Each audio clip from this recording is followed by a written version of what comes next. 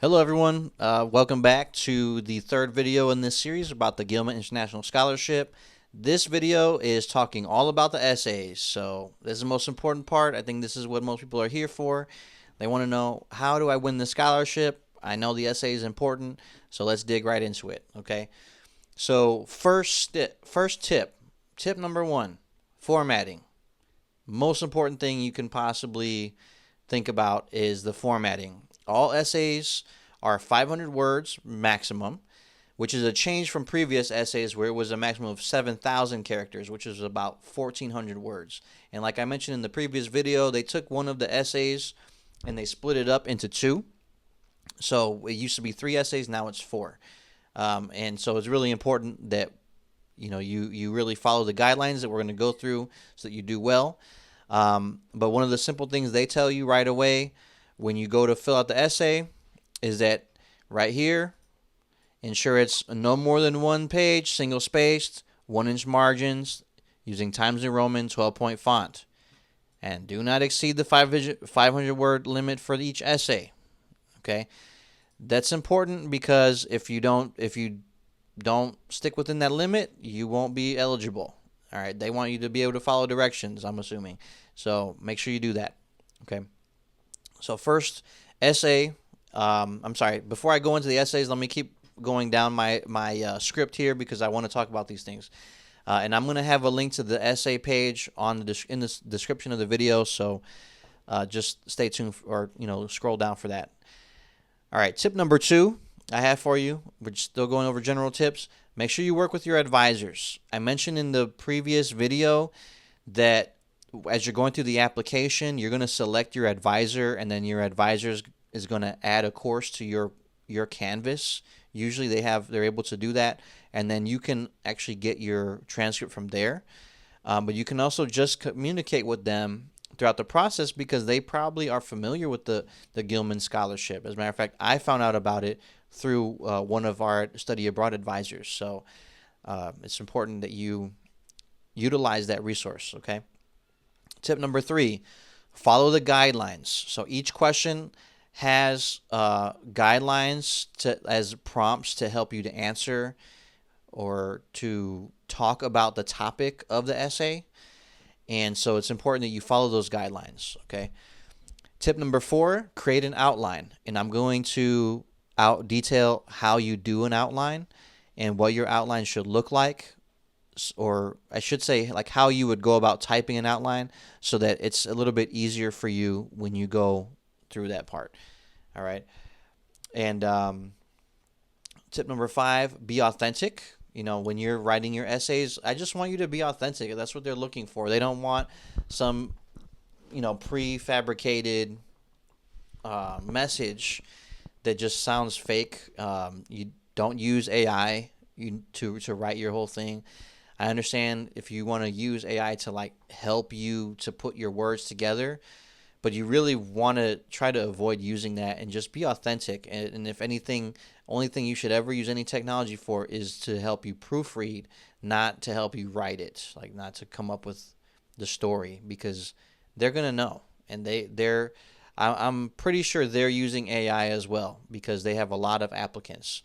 And they recently changed these things, so I'm assuming they've been making adjustments based on the way people are doing things using artificial intelligence lately. So, all right.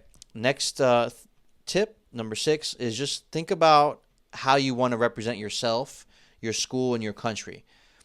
After all, this is a government-sponsored program, and so part of this program is representing the United States. And you want to be authentic, and it's helpful to be patriotic. I think that's important that you're coming from the U.S. When you go to another country, you're representing the U.S. In a sense. You can think of yourself as an ambassador, and so really, when you write those essays, think of it from that perspective. Okay. Tip number 7: consider how you will promote the Gilman program after you are done with your trip, and how you can give back to the community. Think about staying involved in many different capacities. There's a whole essay about how you can give back to the program, and actually what I'm doing right now, the follow-on service proposal, is a part of that giving back program. And last one, tip number 8, is spell check, spell check, spell check. Have someone proofread it, have someone look for proper formatting, sentence flow, and organization. Read it out loud to see if it sounds good, things like that. Okay? All right. So let's talk about essay number 1. Short essay number 1. Motivations for studying or interning abroad. All right. So the description here, we're on this essay page, right? So the description here says, it's harder to read that way. Okay, I'll leave it like this. Make the case for why a global academic or professional experience would contribute to your future academic or career goals. Okay, that's the one I just read.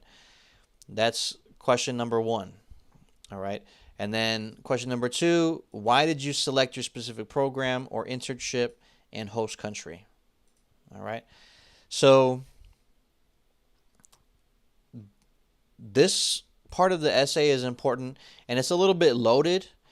Now, previously there was more tips that helped me, and so I'm going to give you the ones that I had found, and I think it's going to be a big help to you. So first thing I want you to think about when you're answering this question of here is, why did you select this specific program or internship in host country?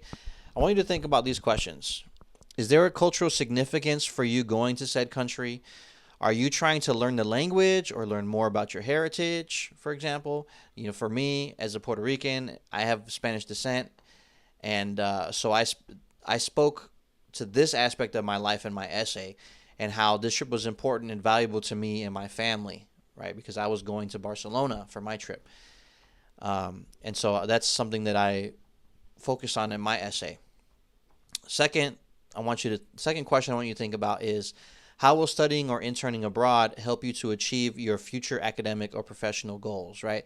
So that was what the first part of the prompt is. So think about how do you envision that your chosen program will benefit your future, and what are ways in which you'll utilize this experience to grow as a professional in your field. The whole idea is really to look forward to the future and demonstrate that you are a person of vision. Talk about what you envision for the future and how you'll grow from the experience that you're about to have. And just ask yourself, do I make a connection between my program and the goals? Is it making sense? Do I address how this abroad experience will impact my future? Am I talking to my degree, basically, Because for me, I'm studying biology. My program that I studied in Barcelona was about genetics. It was a required course for my graduation. So it was a perfect tie-in for me to tie that directly into what my future goals are in pre-health. Okay, so I want you to think about that when you write your essay.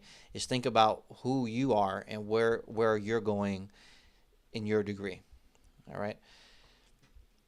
So let's move on to essay number 2. Knowledge and skill development through studying and interning abroad. All right. So the description says, please describe specific examples. Oops, sorry. All right. It says, please describe specific examples in which your knowledge, skills, and or experiences, so your academic, professional, extracurricular, and or volunteer activities, etc., have equipped you to effectively adapt to and succeed in your host country. All right. And then the question here it asks is, what specific knowledge and skills do you hope to develop through your experience abroad? All right. So I want you to think from this perspective of how are you going to apply the things you already know to interning abroad? How are you going to be successful in what you're doing? All right. So what that means is how are you academically prepared to be a successful scholar abroad? Are you good at time management? Do you have a plan for what you're going to do when you get there? Are you going to set aside a certain amount of time every day to study? Are you good at grouping up with people to have a study group? What are you going to do to be successful in your study abroad? And then it's helpful to give, examples of knowledge, skills, and experiences that you'll draw on to navigate the different environment abroad. For me, I'm a father. of 3, and so I have like a lot of experience multitasking, and I'm able to set aside time in my day and just focus on what I need to do. It's really important that you think ahead to those things, because you probably already have skills at multitasking if you have another job, if you're taking multiple classes, if you're part of other groups. Talk about how you already manage your time well and what you already do. Someone like yourself who's trying to study abroad are likely already an exceptional student. So, sell yourself for what you do, okay? And so, just give examples of your experience, skills, and knowledge that you will use to navigate that different environment. All right, just to summarize that.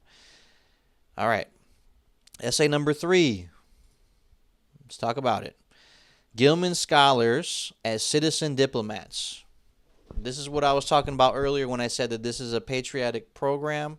It's a government-sponsored program, and so it's important that you approach it from that perspective, that you are representing your country.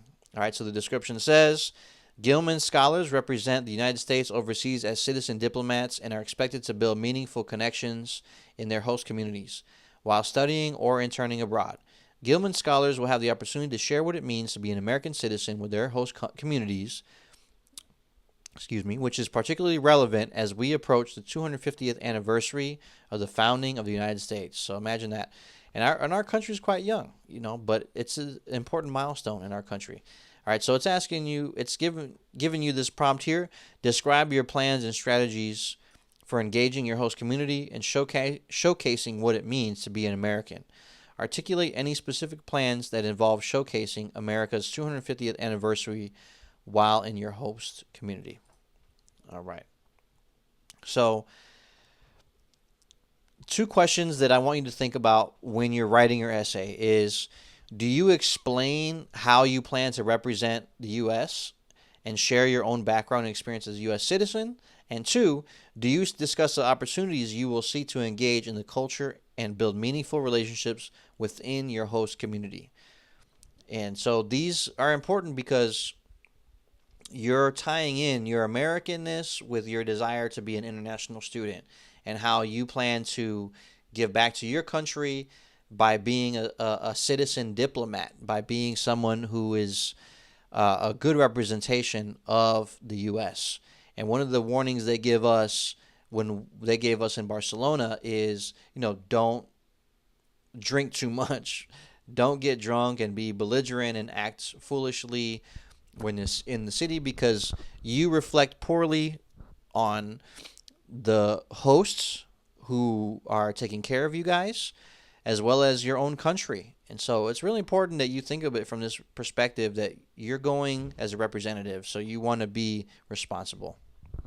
And when you write your essay, think about how you're going to, represent your country, and how proud you are to even have this opportunity to represent your country. It goes a long way, and just to be sincere, right? So I want you to think about that, and think about how privileged you really are, that you're able to even ask your government for money to go on this trip and pay for you to have these experiences that you wouldn't have otherwise. It's a wonderful thing. All right. So it's important to make this essay personal, right? Talk about your background and unique experience that sets you apart from other applicants on the world stage. How will you represent your host country? How will you bridge that divide between your host country and the country you're visiting? How will you build relationships? In which ways are you proud of your country and would like to share those aspects with others? How will you build a bridge between the U.S. and your host country? These are all things that are important to think about. So while these questions are simple, completing them requires some thought, and it always helps to talk about previous travel experience to help you reflect on how you were able to acclimate to different cultures. If you have no previous history in travel, you can talk about how you get along with different cultural groups in your school or neighborhood even.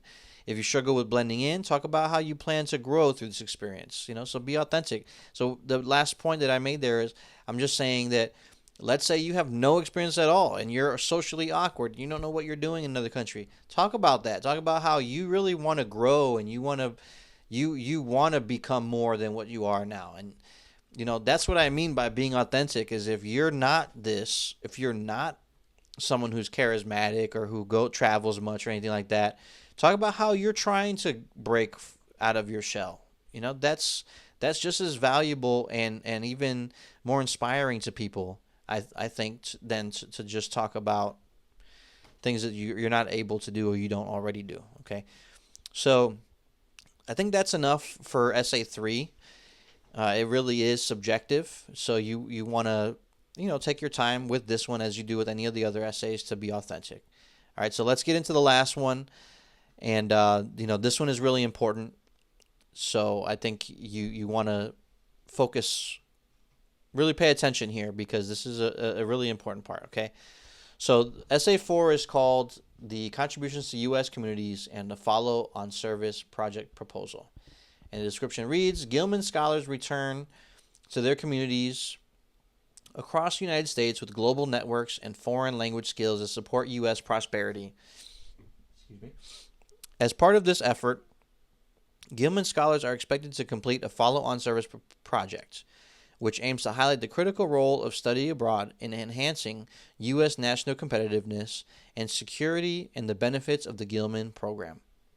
All right, so let's talk about these questions. First one, it says, how do you plan to leverage and share the knowledge and skills gained overseas on return to the United States? Okay, and then question number 3, how will you raise awareness of the value of study abroad and highlight support available through the Gilman program? I said question 3, that was question 2. And question 3, who is the primary audience for your follow-on service project and why have you selected them? Okay. So things have changed a little bit from when I applied. They're asking a little bit more depth in the questions here. So I want you to think about each one carefully, because their concern is with you enhancing U.S. national interests, right? How do you plan to leverage and share the knowledge and skills gained overseas on return to the United States? How will you become a contributing member of society with the experiences that you're acquiring through this program?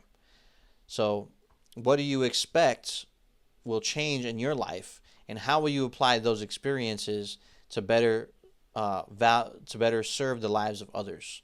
Think about that, because you will get experiences that you can share with other people. You may pick up the language. You may be able to communicate with other people that you couldn't before, and be able to connect with social groups that you couldn't connect with before, because you have more world knowledge, and that's, having world knowledge is very valuable in the world stage, and you cannot discount that. Okay, so the next question was, how will you raise awareness of the value of study abroad and highlight support available through the Gilman program? So part of your proposal is you're promoting the Gilman program, right?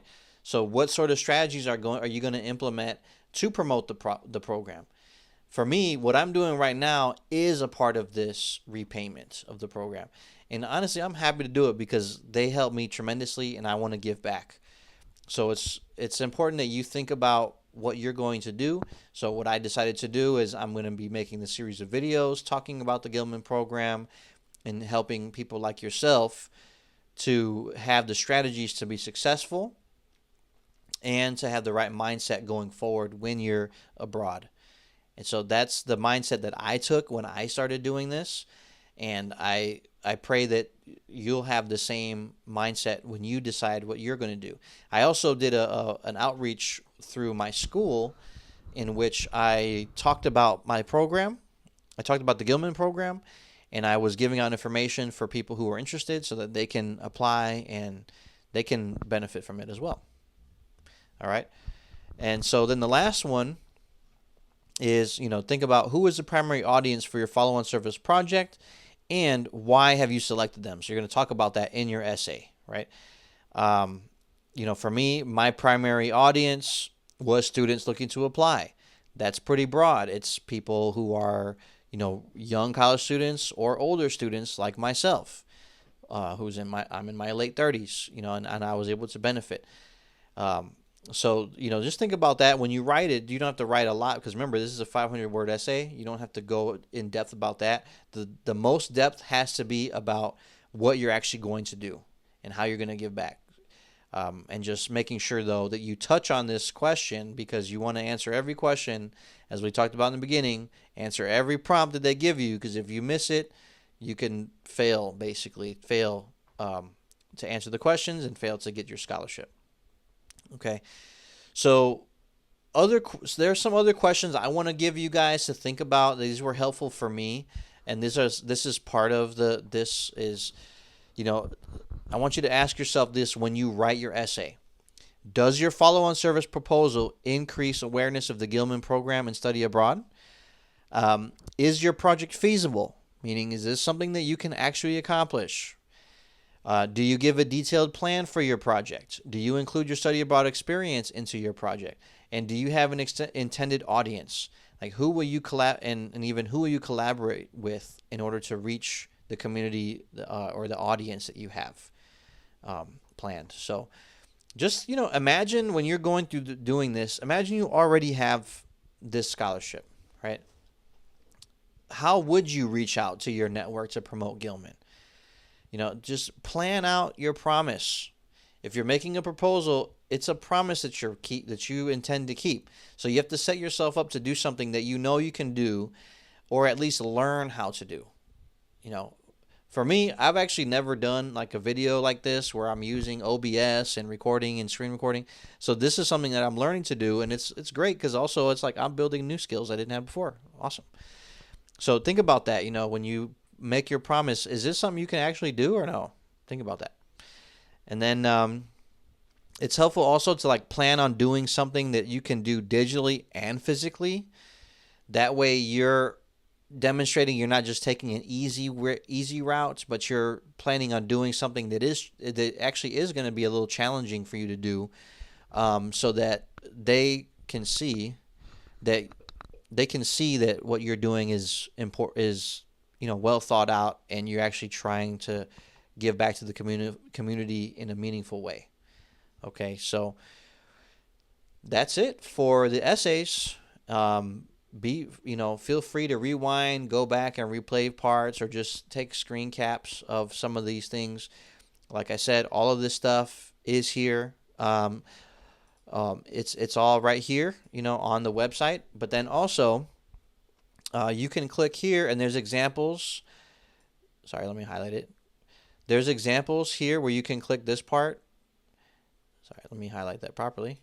You can click that, and then it'll show you examples of follow-on service projects, and there's also a video you can watch on that process as well. The last thing also, just so you know, if you have a critical need language award essay that you're doing, you can go through this part. I can't really help you guys with that because I didn't do this one. But as you can see here, it's no more than 300 words, so it's a little bit smaller. So go ahead and read through that and follow the same strategies that I just gave you, because I guarantee you if you follow those strategies, you're going to do well in these. And you can see here there's different languages that apply to this one for this critical need, because this is if you're supporting, this is the Department of State. I'll just read it really quick. Department of State is dedicated to supporting American students who are studying a critical need language, those deemed important to national security. Applicants are considered for this category if, while abroad, they are taking a course conducted in a critical need language, while studying in a location where the critical need language is predominantly spoken. If they are studying in a country in which the language is not predominantly spoken, it should be clear why their program and location will support their language learning. So go ahead and go through that. See if you're eligible for this part, and do it. You never know. And then lastly, there is the STEM Supplemental Award. This one is for students who are focused on science, technology, engineering, and mathematics, which is people who are studying in agriculture, engineering, health professions, math, computer science. So for me, this is new. It didn't say health professions when I did it before, so I would have done this part, but this was not part of it. So if you can do this, do it. And I think, I believe that if you are doing all of these and you're participating, you get a higher reward or higher award So see if what you're studying is actually applying to that. So feel free to peruse his website, see if there's information here that's helpful to you. You've got the different outreaches. These are the examples they can give you. They're giving you here for that. Okay, there's the campus office outreach. These are different outreach opportunities. And then there's tips, right? Where these are things that I already talked about. So go ahead and look through this, okay? There's a lot of good stuff here, okay? So make sure you utilize their website, utilize all the resources. If you have any questions, ask me in the comments. I'll be happy to help you and answer any questions you have. And thank you for listening. Have a good one. Take care. Oh, and come back to the next one. I'm sorry. The last video is planning for a study abroad trip. God bless.